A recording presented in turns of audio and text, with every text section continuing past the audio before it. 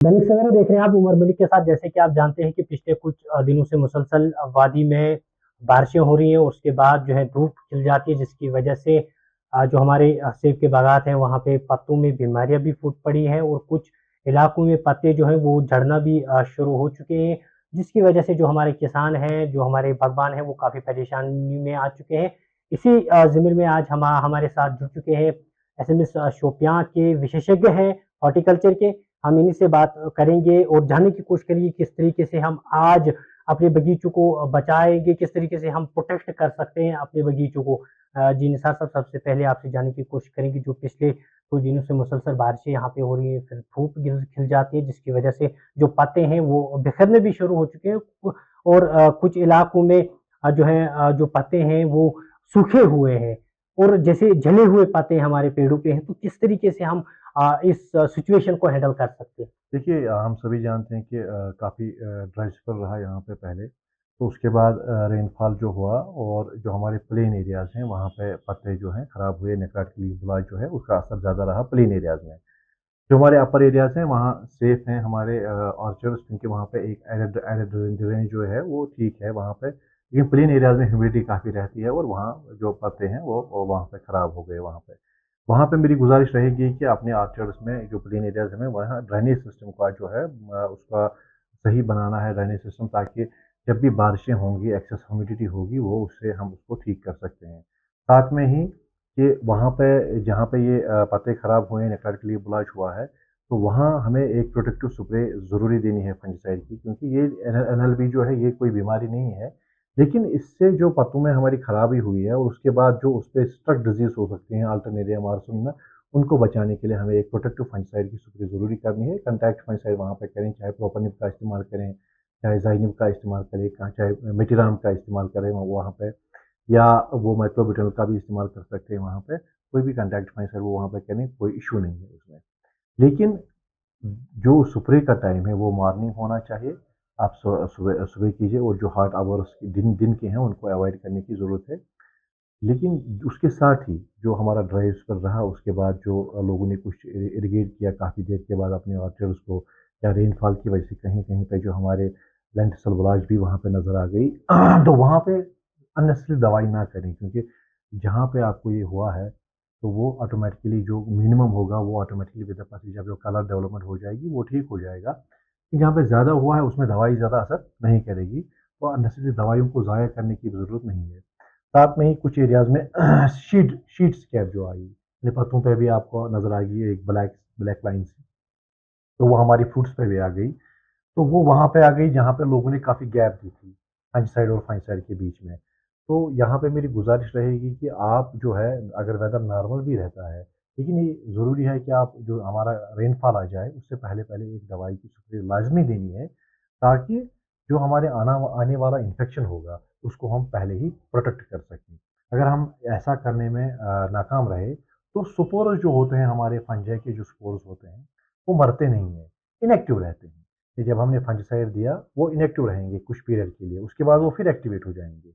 लेकिन वो फिर अपनी जो कंडीशन होती है उसका वेट करते हैं, जैसे ह्यूमिडिटी आ जाएगी, रेनफॉल आ जाएगा, उसका वेट करते हैं कि वो फिर से उड़ जाए। बेहतर ये है कि रेनफॉल से पहले-पहले वो स्प्रे वहाँ पे दें। और कुछ एरियाज़ में हमने देखा कि वहाँ पे उन्होंने लोगों ने 14, 15, 20 दवाइयाँ दी थी, वहाँ भी वो उनको परेशानी है। लेकिन वहाँ पे जो उन्होंने सिलेक्शन ऑफ द फंगिसाइड्स की है वो गलत है, क्योंकि वो उन्होंने खुद ही दवाइयों का इस्तेमाल किया है, एक्सपर्ट से कोई मशवरा नहीं लिया है वहाँ पे। तो यहाँ पे मेरी गुज़ारिश आपकी चैनल से रहेगी कि मेहरबानी करके एक्सपर्ट्स के साथ हमेशा मुंसलिक रहिए, ताकि हम अपने बागात में कम से कम पेस्टिसाइड्स का इस्तेमाल करें और ज़्यादा से ज़्यादा जो हमारा डिज़ायर्ड प्रोडक्ट है वो हासिल हो जाए। आपके सामने कुछ लोग मेरे पास आए, जहाँ पे उन्होंने 3 या 4 दवाइयाँ अपने बागों में की और माशाल्लाह उनके बाग बहुत अच्छे हैं। जी। वजह ये है कि वो हमेशा एक्सपर्ट्स के साथ तालमेल में रहते हैं, और तभी यही वजह है कि उन्होंने मिनिमम पेस्टिसाइड्स का इस्तेमाल किया और उनको कोई ऐसी बीमारी नहीं है।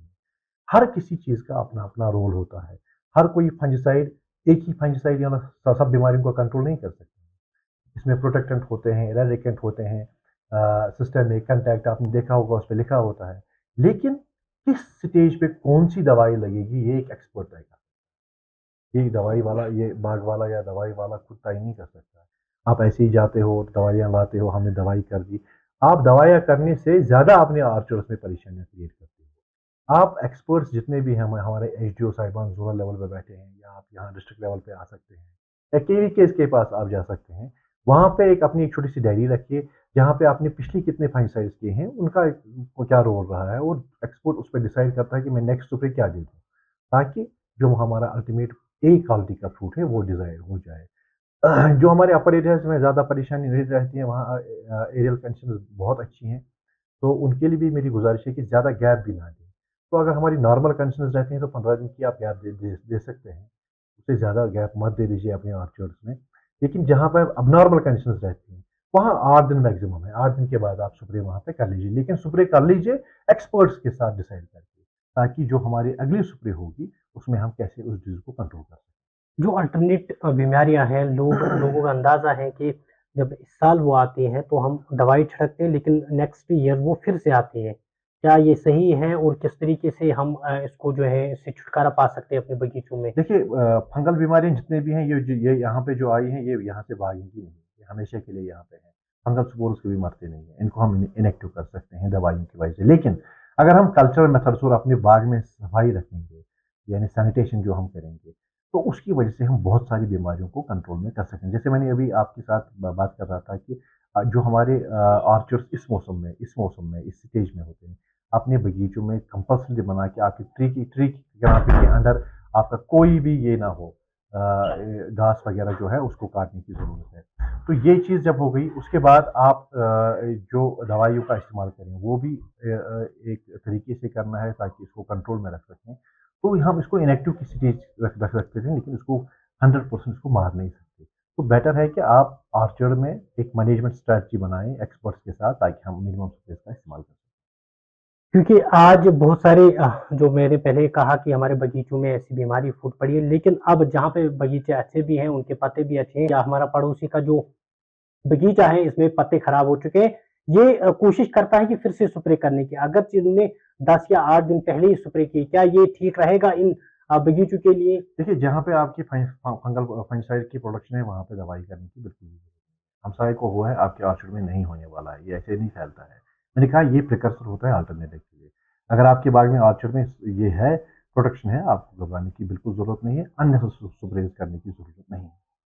शुक्रिया, ये थे एसएमएस शोपियाँ के, जो कि विशेषज्ञ भी हैं इस फ़ील्ड में। हालाँकि इनका ये कहना है कि ज़रूरत इसी बात की है कि जो हमारे लोग हैं, जो हमारे किसान हैं, बागबान हैं, फ्रूट ग्रोवर्स हैं, उनको चाहिए कि वो हमसे सलाह लेकर ही अपने बगीचों में दवाई छिड़के, क्योंकि कभी-कभार जो है, जो वो दवाई छिड़कते हैं, वो उन बगीचों के लिए मतलब मुफ़ीद नहीं साबित होती है, जिसकी वजह से बीमारियाँ भी फूट पड़ती हैं और जो आपके पैसे हैं, वो भी ज़ाया होते हैं। जब भी आपको कोई भी स्प्रे अपने बगीचों में छिड़कनी हो, तो आप बराए मेहरबानी करके विशेषज्ञ से पूछें, या जो शेड्यूल हॉर्टिकल्चर एग्रीकल्चर आपके सामने रखता है, उसी पे आप अगर आप कायम रहेंगे, तो कहीं न कहीं जो हमारे बगीचे हैं, वो इन बीमारियों से महफूज रह सकते हैं।